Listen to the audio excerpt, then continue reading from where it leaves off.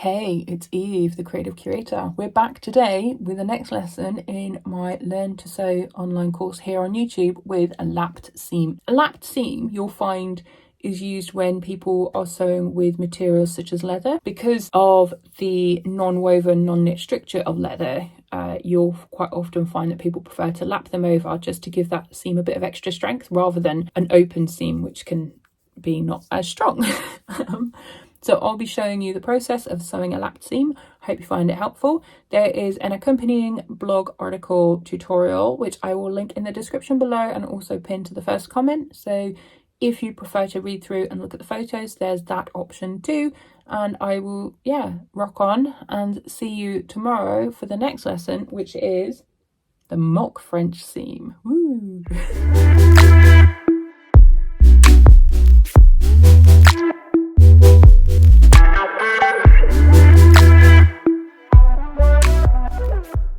Okay, now I'm going to show you how to sew a lapped seam. I've got 2 pieces of leather here. Okay, so now we'll sew the lapped seam in leather. Again, I have a new needle. It is not a leather needle, but that's okay because I'm not here to teach you how to sew leather. I'm showing you how to create a lapped seam. So I'm going to overlap. You can, of course, affix these 2 layers together with some temporary adhesive.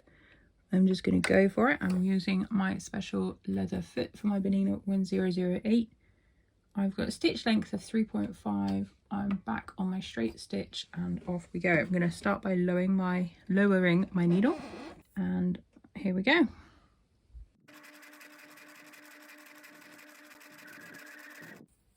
So you can see that we have, if I pull this back, we have lapped it over by 1 centimetre each side.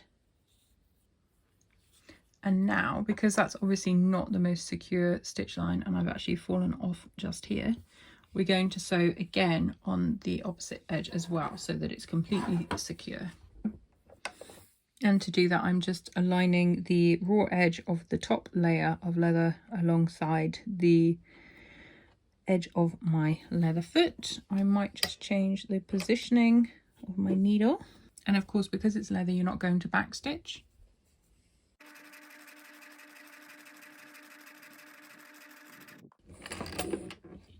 And here we have a lovely, simple lapped seam, minus the bit where I came off.